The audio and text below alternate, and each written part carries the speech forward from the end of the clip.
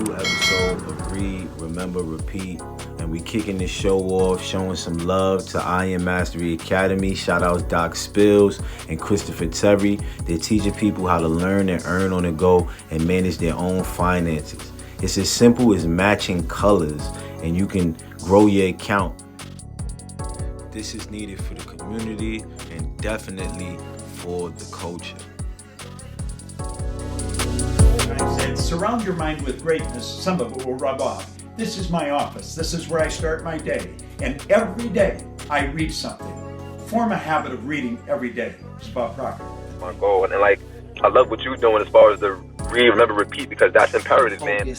And always, always, always, family, remember this. Read, remember, and repeat. Welcome back, gang, to another Read, Remember, Repeat episode. And this is the night show. We giving y'all the books at night. We give y'all the books in the morning. We give it to y'all at night so that you have no excuse but to get this learning, but to get this source. You already know what's going on. We on Strength Finders 2.0 by Tom RATH. And I want to jump right into it because we almost finishing the book.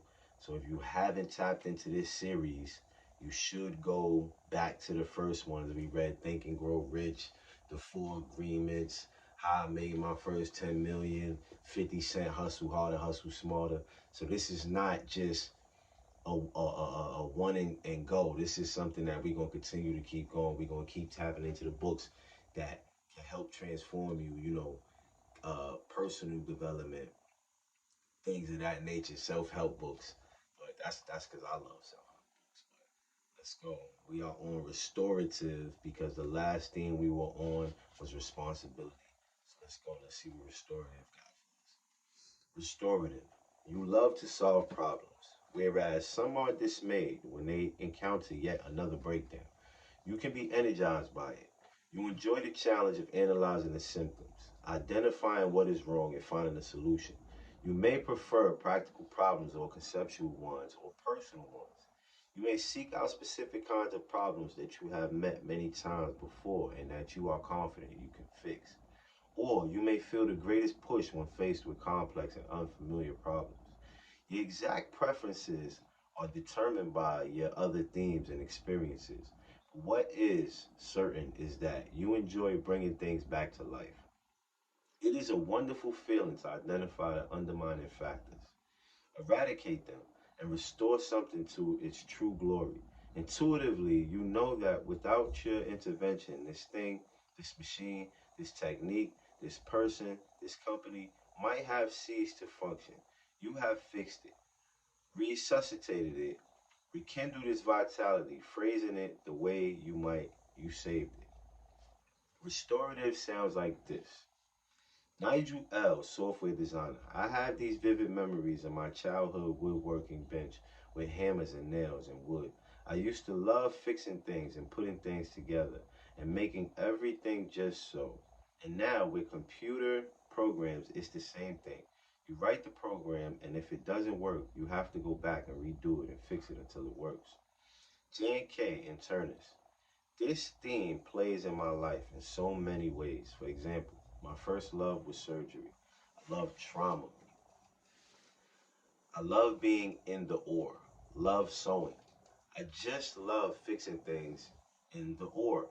Then again, some of my best moments have been sitting at the bedside of a dying patient just talking together.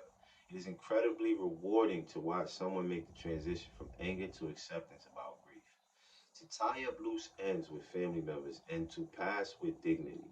And then with my kids, this theme fires every day. When I see my 3-year-old buttoning her sweater for the first time and she buttons it crooked, I feel this power urge to walk up and rebutton the sweater. I have to resist, of course, because she has to learn, but boy, it's really hard.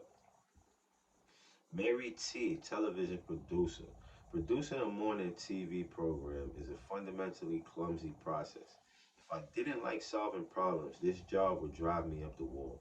Every day something serious goes wrong and I have to find a problem, fix it, and move on to the next one. If I can do that well, I feel rejuvenated. On the other hand, if I go home and a problem remains unsolved, then I feel the opposite. I feel defeated. Ideas for action. Seek roles in which you are paid to solve problems or in which your success depends on your ability to restore and resolve. You might particularly enjoy roles in medicine, consulting, computer programming, or customer service. Two, don't be afraid to let others know that you enjoy fixing problems. It comes naturally to you, but many people shy away from problems. You can help. Three, give yourself a break. Your restorative talents might lead you to be overly self critical. Try to redirect the ether toward things about yourself that can be fixed, such as knowledge or skill deficits, or toward external tangible problems. Four, let other people solve their own problems. You might want to rush in and solve things for them, but by doing that, you might hinder their learning. Watch out for this, particularly if you are in a manager, coach, teacher, or parent role. Five, turn around situations. Activate your natural forte. Use your restorative talents to devise a plan of attack to revitalize a flagging project, organization, business, or team. Six, leverage your restorative talents not only to tackle existing problems, but also to anticipate and prevent problems before they occur. Share your foresight and your solutions with others, and you will prove yourself a valuable partner. Seven, study your chosen subject closely to become adept at identifying what causes certain problems to recur. This sort of expertise will lead you to the solution that much faster. Eight, think about what ways you can improve your skills and knowledge. Identify any gaps you have and the courses you can take to fill them. Nine, constant improvement is one of your hallmarks. Seek opportunities to enhance your abilities through a demanding field, activity, or endeavor that requires exceptional skill and or knowledge. 10. Use your restorative talents to think of ways to problem proof your work, identifying existing and potential issues, and design systems or processes to prevent errors in the future. Working with others who have restorative. Ask this person for her observation when you want to identify a problem with your organization. Her insights will be particularly acute. Two, when a situation in the organization needs immediate improvement, turn to this person for help. She will not panic. Instead, she will respond in a focused, professional way. Three, offer your support when this person meets a particular thorny problem because she defines herself by her ability to cope. She may also well feel personally defeated if a problem remains unresolved. Help her through it. Family, this is the time of the show where we let y'all get some knowledge, and we'll be right back.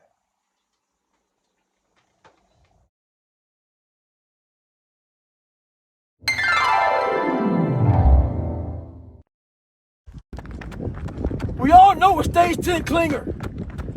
Those people who just hold on to everything. We got people out there whose boyfriend or girlfriend broke up with them, and they obsessed about them. They know what girlfriend they have or boyfriend they have. They know what kind of car they're driving. They know about the new promotion, the new house and shit. We got people out there who've been done wrong. Just can't get over it. Can't get over not getting that school you want to get into. Past failures. Disappointments. Holding on to all that shit isn't healthy as fuck. The sun rises and the sun sets. And you're in the same damn spot. Stay hard. And we are back, gang. We just got through with restorative, and now we are back, and we jumping into self-assurance. So without further ado, let's go. Self-assurance is similar to self-confidence. In the deepest part of you, you have faith in your strengths. You know that you are able to take risks, able to meet new challenges, able to state claims, and most important, able to deliver. But self-assurance is more than just self-confidence. Plus, with the theme of self-assurance, you have confidence not only in your abilities, but in your judgment. When you look at the world, you know that your perspective is unique and distinct. Because no one sees exactly what you see, you know that no one can make your decisions for you. No one can tell you what to think. They can guide. They can suggest, but you alone have the authority to form conclusions, make decisions, and act. This authority, this final accountability for the living of your life, does not intimidate you. On the contrary, it feels natural to you. No matter what the situation, you seem to know what the right decision is. This theme lends you an aura of certainty. Unlike many, you are not easily swayed by someone else's arguments. No matter how persuasive they may be, this self assurance may be quiet or loud, depending on your other themes, but it is solid. It is strong, like the keel of a ship. It withstands many different pressures and keeps you on your course. Self assurance sounds like this: PMD Public Service Executive. I was raised on a remote farm in Idaho and I attended a small rural school. One day I returned from school and announced to my mother that I was changing schools. Earlier in the day, my teacher had explained that our school had too many kids and that 3 kids would have to move to a different school. I thought about it for a moment, like the idea of meeting new people, and decided I would be one of them. Even though it meant getting up half an hour earlier and traveling farther on the bus, I was 5 years old. James K., salesman. I never second guess myself, whether I am buying a birthday present or a house. When I make my decision, it feels to me as if I had no choice. There was only one decision to make, and I made it. It's easy for me to sleep at night. My gut is final, loud, and very persuasive. Deborah C., ER nurse. If we have a death in the ER, people call on me to deal with the family because of my confidence. Just yesterday, we had a problem with a young psychotic girl who was screaming that the devil was inside her. The other nurses were afraid, but I know what to do. I went in and said, Kate, come on, lie back.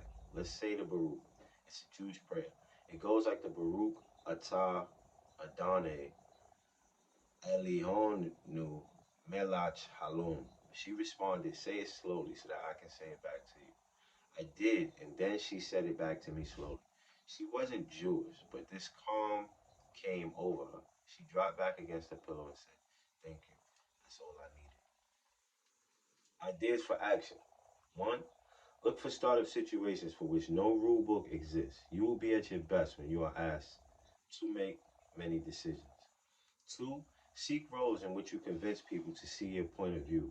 Your self-assurance, talents, especially when combined with command or activated talents, can be extremely persuasive. Leadership, sales, legal, or entrepreneurial roles might suit you. 3. Let your self-confidence show. It can be contagious and will help the people around you grow. 4. Realize that sometimes you will find it hard to put your certainty or intuition into words, possibly leading others to see you as a self-righteous. Explain what your confidence does not mean that they should withhold their opinions. It might not seem like it to them, but you do not want to hear their ideas. Your conviction doesn't mean that you are unwilling to listen to them. 5. Your independent streak can leave you standing alone. If this happens, make sure you are out in front or partner with someone who can help others see how they can benefit from following you. 7. Partner with someone. That's 6. I'm sorry. Partner with someone with strong strategic, deliberative, or futuristic talents. This person can help you assess the goals to which you commit. You need this help because once you set your sights on a goal, you are likely to stay with it until you achieve it. 7.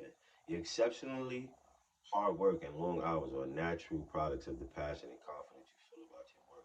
Don't assume that others are similarly wired. 7. You can be decisive even when things get dynamic and distracting. When there's chaos around you, intentionally display and share the calm and certainty within you. This will give others confidence and security. Sorry, that was 8, guys. 9. Set ambitious goals. Don't hesitate to reach for what others see as impractical and impossible, but what you see as merely bold and exciting, and most importantly, achievable with some heroics and a little luck. Your self-assurance talents can lead to achievements that you may not have otherwise even imagined. 10. You don't have a great need for direction and support from others. This can make you particularly effective in situations that require independent thinking and action. Recognize and actively contribute the value of your self-assurance talents when confidence and self-control are crucial. Working with others will have self-assurance. One, if you are working on a team with this person, give him leeway in making decisions. He will neither want nor require handholding. Two, help this person understand that his decisions and actions do produce outcomes. He is most effective when he believes he is in control of his world. Highlight practices that work. Three, although this person's self confidence can often prove useful, if he overclaims or makes some major misjudgments, be sure to point these out immediately. He needs clear feedback to inform his instincts. Family, this that was saucy, right? Self assurance is, it shows that you're self confident. You know what I mean? This is something that I feel I have. You know what I mean? And if not, we all may have some of these traits, and we all may have them at a little, a little bit. But in order for us to know exactly what that is, you know what I mean, and know how to conquer it, how to use it, you know what I mean, we gotta pay attention to it. And this right here helped me pay attention to it. Um, let's go, family. Read, remember, repeat. Another great episode. Hope y'all have a good night.